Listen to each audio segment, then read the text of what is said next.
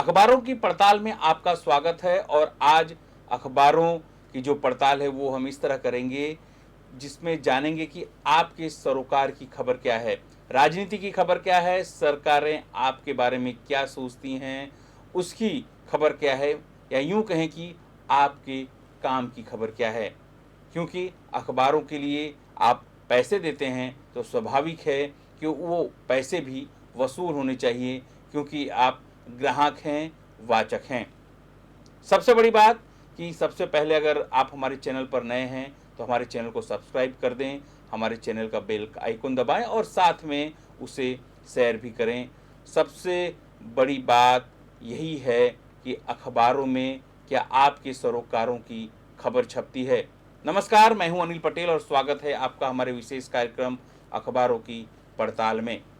सबसे पहले शुरुआत करेंगे हम दिव्य भास्कर समूह के अखबार से, जिसमें फर्स्ट पेज पे उन्होंने छापा है कि जो कोयला स्कैम हुआ था उसमें कमिश्नर रणजीत की बदली हो गई है, यानी अब सरकार ने एक्शन लिया है।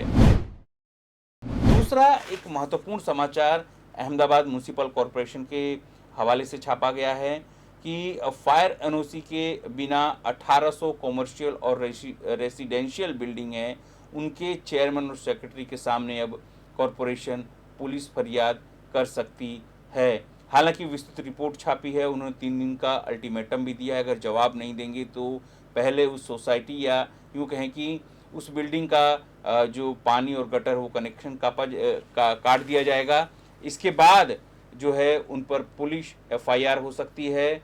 उस पुलिस एफआईआर में 1 महीने से लेकर यूँ कहीं कि 2 साल तक के जो सज़ा का प्रावधान किया गया है। सबसे बड़ी खबर अहमदाबाद के लोगों के लिए या उन बिल्डिंग्स मालिकों के लिए जिनमें एनओसी, फायर एनओसी नहीं है, यानी ये आप जरूर से सुनिश्चित कर लीजिएगा कि जिस बिल्डिंग में आप रहते हैं उस बिल्डिंग में फायर एनओसी है या नहीं, क्योंकि जल्द ही उस बिल्डिंग का पानी और गटर का जो कनेक्शन है वो कटने वाला है। दूसरी बात, सबसे पहले हमारे दर्शकों के लिए हैप्पी होली, क्योंकि होली का त्यौहार है और शाम को जब होलिका दहन होगा तो सभी अनिष्टों का नाश होगा, ऐसी प्रार्थना आप सभी हमारे दर्शकों के लिए। और एक जो सरकार यानी भाजपा की तरफ से एक महत्वपूर्ण समाचार ये भी आया है कि जिस तरह से आम आदमी पार्टी के सीएम भगवंत मान, या यूं कहें कि उन्होंने शपथ लिया, शपथ के दौरान वहाँ घोषणा भी की है कि अब भगत सिंह है उसका उनकी तस्वीर जो है वो सभी सरकारी कार्यालयों में लगाया जाएगा। उसी तर्ज पर गुजरात सरकार यानी यूँ कहें कि भाजपा भी 23 मार्च यानी शहीद भगत सिंह जो क्रांतिवीर थे, वो 23 मार्च को उनका जन्म दिवस है, तो उसको लेकर एक मेगा शो है, उसका आयोजन जो है वो किया जाएगा। नव गुजरात समय गुजराती अखबार है, पॉलिटिकल अखबार समाचारों के लिए जाना जाता है। तो उसमें एक महत्वपूर्ण समाचार फ्रंट पेज पर छापी गई है कि शंकर सिंह वाघेला यानी कि पूर्व मुख्यमंत्री गुजरात के, और सबसे जो अच्छी खबर उनके लिए है कि वो भले भाजपा में ना हो, भाजपा में ना हो, लेकिन उन्होंने भाजपा के लिए बहुत काम किया और राज्यसभा इलेक्शन में जिस तरह उन्होंने कांग्रेस को तोड़ा, वो एक उनके ऊपर आरोप लगाने वाली बात थी और खुलकर वो बागी बन के सामने आए थे और कांग्रेस के विरोध में उन्होंने काम किया था।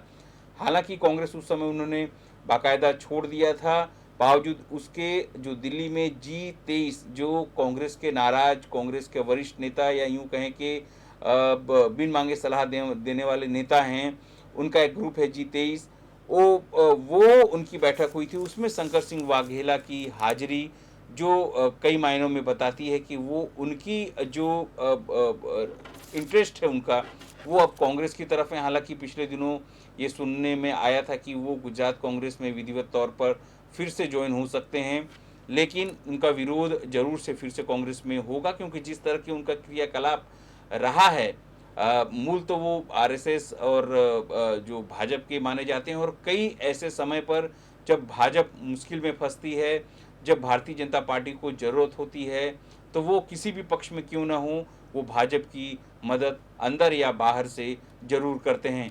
एक समय तो उन्हें कांग्रेस के अंदर गद्दार भी कहा जाने लगा था, क्योंकि कांग्रेस ने उन्हें केंद्रीय मंत्री पद से लेकर प्रदेश प्रमुख और कई सारे अहम जो ओहदे दिए थे। बावजूद इसके उनकी जो वफादारी थी वो भाजपा की तरफ थी, या यूं कहें कि उनका अहम जो था उसका टकराव कांग्रेस के कई नेताओं के साथ होता था, और इसी कारण से वो कई बार कांग्रेस में होने के बावजूद उसके विरोध में काम करते थे। लेकिन फिर से वो जीतते ही, यानी कांग्रेस के जो नाराज नेता हैं या कांग्रेस के जो सीनियर नेता हैं उनके खेमे में नजर आए हैं। एक खबर जो छपी है वो भी अहमदाबाद से है कि 102 कंपनियां हैं जिनका 300 करोड़ से ज़्यादा का प्रॉपर्टी टैक्स बाकी है।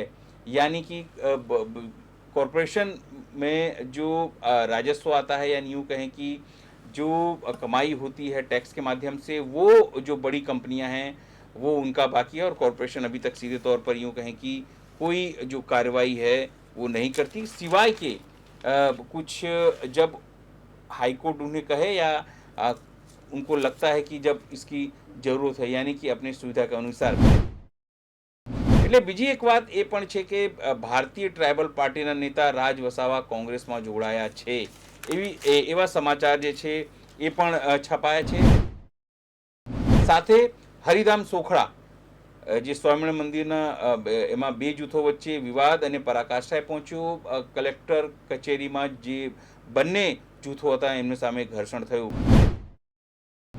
તમને એક વખત ફરી જણાવી દઈએ કે જે દર્શકો અત્યારે અમારી સાથે જોડાયા છે એ હિન્દી અને ગુજરાતી બંનેમાં અમે સંવાદ કરીશું, અને સંવાદનું કારણ એક જ છે કે બંને જે હિન્દી બેલ્ટના લોકો છે અમારા, ખાસ કરીને ગુજરાતમાં જે લોકો હિન્દી સમજે છે તેમના માટે હિન્દીમાં, અને ગુજરાતમાં જે લોકો સારી રીતે ગુજરાતી સમજે છે અને એવું કહીએ કે વિદેશમાં વસતા ગુજરાતીઓ જે ગુજરાતી સમજે છે તેમને પોતિકાપણું લાગે એટલા માટે પણ અમે કહીએ છીએ। અને તમને એ પણ કહી દઈએ કે અમારી સ્વતંત્ર પત્રકારિતા છે, અમે કોઈ એડ આધારિત કોઈ પણ એવી અથવા કોઈ પક્ષાપક્ષીથી પર થઈને અમે અમારું કાર્યક્રમ છે તે બનાવીએ છીએ। જે સાચું છે એ દેખાડવાનો પ્રયત્ન કરીએ છીએ, એટલા માટે અમારે તમારી અમારે જરૂર છે, અને એટલા માટે કહીએ છીએ કે તમે અમને સપોર્ટ કરો। સપોર્ટ માટે ખાલી તમે અમારા ચેનલને સબસ્ક્રાઇબ કરો, શેર કરો, લાઈક કરો અને બેલ આઇકન પણ દબાવો। સમાચારોમાં જો આગળ આપણે વધીએ તો મહત્વપૂર્ણ સમાચાર કે કોંગ્રેસ ગૃહમાંથી, એટલે કે જે વિધાનસભા ચાલે છે એમાંથી એ કોંગ્રેસની જે રજૂઆત છે એમાં સરકારે ખાતરી આપી છે કે ખેડૂતોને 31 માર્ચ સુધી નર્મદાનું પાણી અને 8 કલાક વીજળી। જરૂરથી સમાચારો છપાતા હોય છે અને સમાચાર છપાઈને પક્ષ હોય કે વિપક્ષ બંને સંતોષ માની લેતા હોય છે, પણ એ ખાતરી ક્યારે પૂર્ણ થઈ છે એ એક મોટો સવાલ છે। એક મહત્વપૂર્ણ સમાચાર એ પણ છે કે જે રીતે કર્ણાટકમાં હિજાબ વિવાદ સામે આવ્યો એમાં ગુજરાત સરકારના જે શિક્ષણ વિભાગ છે એણે સ્કૂલ અને કોલેજમાં હિજાબનો વિવાદ ન થાય તેની તકેદારી રાખવાની સૂચના આપી છે। એટલે કે ગુજરાતમાં પણ આ અંગે જ્યારે કેટલીક બાલિકાઓ જે છે એ હિજાબ પહેરીને સુરતમાં પહોંચી હતી તો જે રાઇટ વિંગ છે, એટલે કે ભાજપ હોય, બજરંગ દળ હોય, એના જે સમર્થક સંસ્થાઓ છે એને આનો વિરોધ કર્યો હતો। એ સમય દરમિયાન પણ શિક્ષણ વિભાગે આ તમામ બાબતોને ધ્યાન રાખવા માટે કહ્યું હતું। બીજી વાત, ગુજરાતમાં પણ 12 થી 14 વર્ષના જે બાળકો છે એવા 22 લાખ બાળકોનું રસીકરણ ગઈકાલે થયું। એ જે નવ ગુજરાત સમય છે એની અંદર આ વસ્તુ આ જે સમાચારને છાપવામાં આવ્યા હતા। સાથે કાશ્મીર ફાઇલ, ધ કાશ્મીર ફાઇલ્સની ટીમ ગૃહમંત્રી અમિત શાહ સાથે મળી એને પ્રમુખતાથી ફ્રન્ટ પેજ ઉપર સંદેશે છાપ્યું। અને અદાણીની સંપત્તિ દર સપ્તાહે 6000 કરોડ વધી રહી છે એ એના સમાચાર છાપવામાં આવ્યા છે। એટલે કે ગરીબોની આવકમાં ભલે ઘટાડો થતો હોય પણ તેની સાથે અમીરોના, એટલે ખાસ કરીને અદાણી અંબાણી હવે 10મા નંબરના વિશ્વના ટોચના જે પૈસાદાર થઈ ગયા છે, પણ તમારા અને મારા ગજવામાંથી નાણાં છે એ મોંઘવારીના કારણે સતત ઘટી રહ્યા છે, એની ચિંતા સરકારને નથી, પણ આ અદાણી અને એ તમામ લોકોની ચિંતા છે।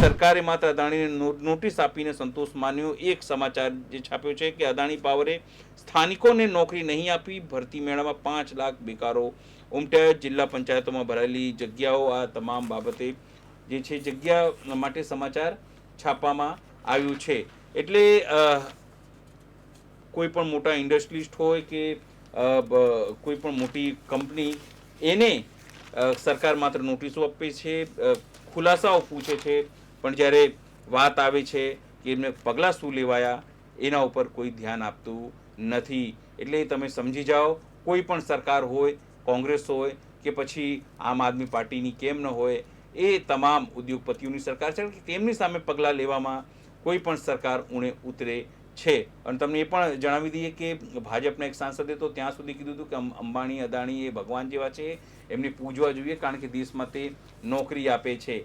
એટલે તમે સમજી શકો છો શું માનસિકતા સાથે અત્યારે સરકારો કામ કરી રહી છે। એક સમાચાર, બોટાદ પાલિકાની વિવિધ સમિતિઓમાંથી ભાજપના 22 સભ્યોના રાજીનામા। એટલે ગુજરાતમાં આમ તો ભાજપ શિસ્તમાં માને છે અને એના કોઈ પણ સભ્ય કાર્યકર્તા અસ્તિત્વમાં ન જઈ શકે, છતાં જે રીતે આ સમાચાર પ્રકાશિત થયું છે તે બતાવે છે કે સત્તાની સાંઠમારીમાં ભાજપ હોય કે કોંગ્રેસ, જ્યારે વ્યક્તિગત લાભની વાત આવે ત્યારે તમામ લોકો જે છે એ એક જેવા થઈ જાય છે। એટલા માટે જ આ રાજીનામા છે એ હુંસા તુસીનો એક પરિણામ છે એવું કહી શકાય છે, માપદંડ છે। બીજી એક મહત્વપૂર્ણ સમાચાર ગુજરાત સમાચારે છાપ્યા છે। એમ કહીએ કે પૂર્વ કેબિનેટ મંત્રી બાવળિયાએ પણ ફરિયાદ કરી, એટલે કે જે લોકો કોંગ્રેસમાંથી બીજેપીમાં ગયા, કેબિનેટ પ્રધાન થયા, તેમને પણ સરકારી કાર્યક્રમોમાં સ્થાનિક એમએલએને આમંત્રણ નહીં અપાતું, એવી 16 ફરિયાદો છે એ થઈ છે। મતલબ ભાજપ કોઈ જગ્યાએ કાર્યક્રમ કરે, સરકારી કાર્યક્રમ હોય તો સ્થાનિક જો ધારાસભ્ય કોંગ્રેસમાં હોય તો એને નથી બોલાવવામાં આવતા। એ જે જવાબ છે એ સવાલ જરૂરથી થાય છે કે જનતાના પ્રતિનિધિ સરકાર હોય છે અને જે ધારાસભ્યો છે બેઝિક લેવલે એ જનતાના પ્રતિનિધિ હોય છે, અને જો એને જ ન બોલાવવામાં આવે તો નિશ્ચિત છે કે ઘટના ગંભીર બની જાય છે। મહત્વપૂર્ણ બાબત કે જ્યારે અલગ અલગ રીતે સમાચારો છપાતા હોય ત્યારે હોળીની સમાચાર, એટલે હોળી માટે તમને પહેલાથી જ તમને આપી ચૂક્યા છે અમે અભિનંદન। અને આજના માટે એ લખાયું છે ગુજરાત સમાચારની અંદર, ગજકેસરી વરિષ્ઠ અને કેદાર યોગ પ્રથમ વખત મહાસંયોગ છે, મોટા રાજયોગમાં આજે હોલિકા દહન થવાની છે। એટલે નિશ્ચિત છે કે હોલિકા દહનનું જે મહાત્મ્ય છે એ અહીંયા લખવામાં આવ્યું છે।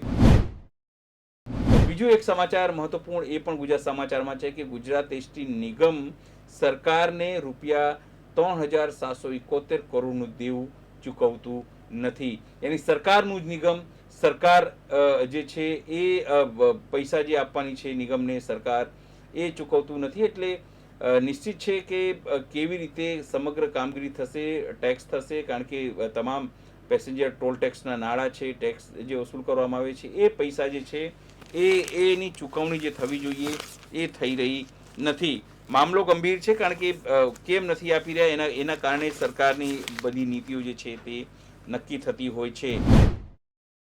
એટલે સ્વાભાવિક છે કે અલગ અલગ રીતે જે સમાચારો છપાતા હોય છે, છપાયા પછી પણ એની શું, કારણ કે અલગ અલગ જે લોકો છે, કારણ કે રેલવેને લઈને વાત જે છે મહત્વપૂર્ણ જે છાપાની વાત કરીએ તો રેલવેને લઈને રેલવે મંત્રી વૈષ્ણવે સ્પષ્ટતા કરી છે કે એમનો કોઈ પ્લાન રેલવેને પ્રાઇવેટ કરવાનો નથી। જે બતાવે છે કે સરકાર તો વારંવાર કહે છે પણ જે વિપક્ષે એ જરૂરથી માને છે કે સરકાર માત્ર વાતો કરે છે, એની આગળથી નહીં તો પાછલા બારણે એ જે પ્રાઇવેટાઇઝેશન છે એ કરશે ને એના માધ્યમથી જ જો પ્રાઇવેટાઇઝેશન થશે તો રિઝર્વેશન ખતમ થશે, એવો આરોપ જે છે એ વારંવાર લગાવવામાં આવે છે।